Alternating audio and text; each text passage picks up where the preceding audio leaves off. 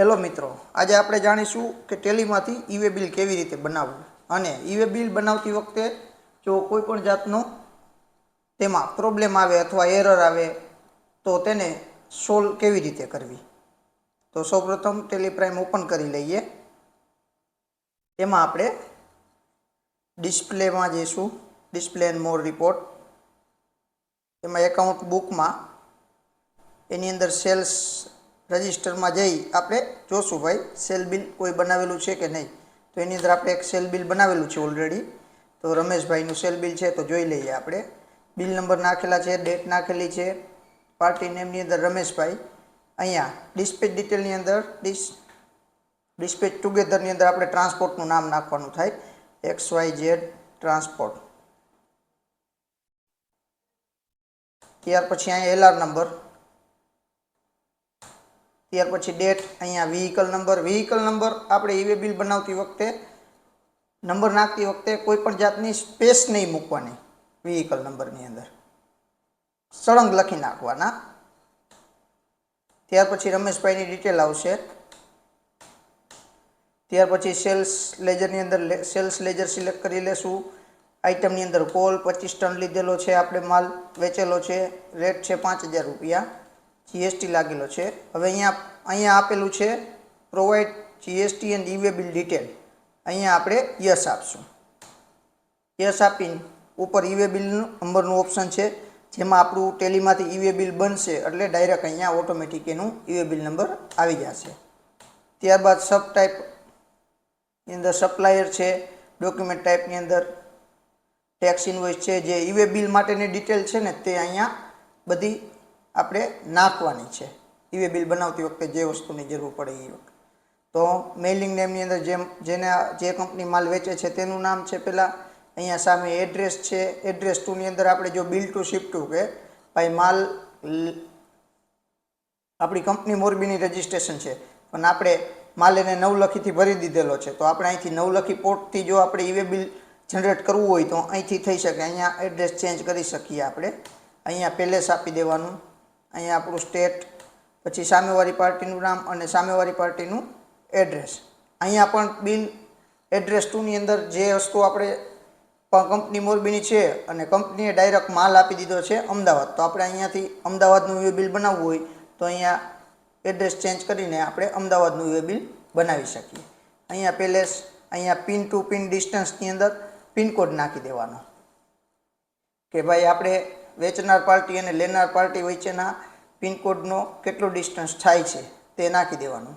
અહીંયા in case 10 kilometre થાય છે મોરબીથી મોરબી તો 10 નાખી દેવાનું। અહીંયા ટ્રાન્સપોર્ટર નામની અંદર ન્યૂમાં જઈ અને આપણે જે ટ્રાન્સપોર્ટનું નામ હોય તે નાખી દેવાનું। અહીંયા ટ્રાન્સપોર્ટનું જો જીએસટી નંબર હોય તો તેનું આઈડી, અહીંયા રોડ મોડની અંદર સપ્લાય મોડની અંદર રોડ ઉપરથી આપણે માલ આપીએ છીએ રોડ થ્રુ એટલે રોડ। અહીંયા આપણે વ્હીકલ નંબર જે આપણે આગળ નાખેલા હતા તે ઓટોમેટિક અહીંયા રોડ સિલેક્ટ કરશું એટલે લઈ લેશે। ત્યાર પછી અહીંયા ડેટ, જે તારીખે આપણે માલ લોડિંગ કર્યો છે તે તારીખ, અહીંયા વ્હીકલ નંબર, અહીંયા વ્હીકલ ટાઈપની અંદર રેગ્યુલર છે, જો ડોમેસ્ટિક કાર્ગો હોય અથવા ટ્રેન હોય તો અહીંયાથી નવું બનાવી લેવાનું આપણે, જે વસ્તુ હોય તે અહીંયા આપી દેવાની। એન્ટર આપતા તે મેનુ એક્સેપ્ટ થઈ જશે। ત્યાર પછી બિલ વાઇઝ ડિટેલની અંદર આપણે બિલના રેફરન્સ વિશે પૂછશે, ત્યાં રેફરન્સ સિલેક્ટ કરી લેવો। નેરેશનમાં આપણે જે લખવું હોય તે લખી શકીએ અને ફાઇનલ એન્ટર આપતા યસ આપશો એટલે are you sure generate to e way bill, એવી રીતે do you want to send voucher detail for e way bill generation, તો આપણે અહીંયા યસ આપવાનું થશે। યસ આપતા જ આપણું ઈ-વે બિલ જો બધી ઇન્ફોર્મેશન કમ્પ્લીટ હશે તો આપણું ઈ-વે બિલ તરત બની જશે। જો આપણે ઇન્ફોર્મેશનની અંદર કોઈ પણ જાતની મિસ્ટેક હશે તો અહીંયા આપણે એરર આવી જશે।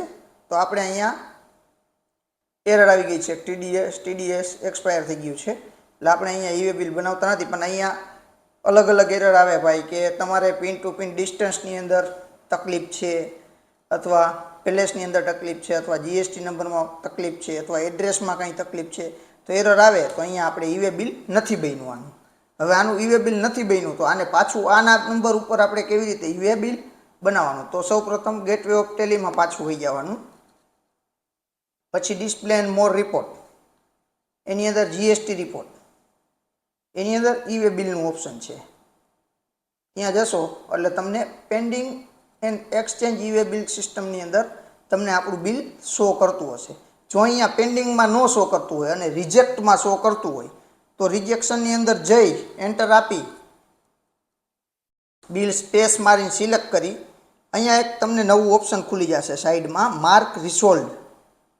એટલે કે આ બિલને ફરીથી સોલ્વ કરવાનું છે.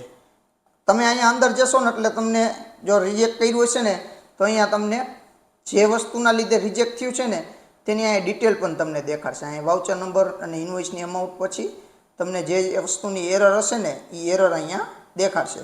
તો પહેલાં તે એરર વાંચી અને અહીંયાથી સોલ્વ કરી લેવાની છે કે ભાઈ પિનકોડની મિસ્ટેક છે અથવા ડિસ્ટન્સની મિસ્ટેક છે તો આપણે ફરીથી ડિસ્ટન્સમાં જઈ અહીંયા બિલ ઓપન કરી અહીંયા યસ આપી અહીંયા 10ની જગ્યાએ આપણે ડિસ્ટન્સ ઇનકેસ 20 થતું હોય ને 10 લખાઈ ગયું હોય તો અહીંયા આપણું સાચો ડિસ્ટન્સ નાખી દઈશું 20 અને એન્ટર આપી એક્સેપ્ટ આપી દઈશું એટલે આપણું ડિસ્ટન્સની એરર વહી જશે.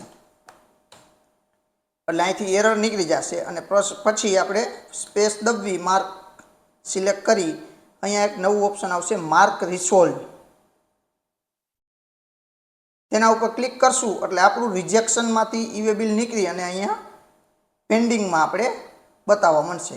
જ્યાં સુધી પેન્ડિંગમાં ઈ વે બિલ નહીં બતાવે ત્યાં સુધી ઈ વે બિલ ફરીથી જનરેટ થશે નહીં. એટલે પહેલાં રિજેક્શનમાંથી કાઢી અને પેન્ડિંગમાં ઈ વે બિલ લેવું પડશે.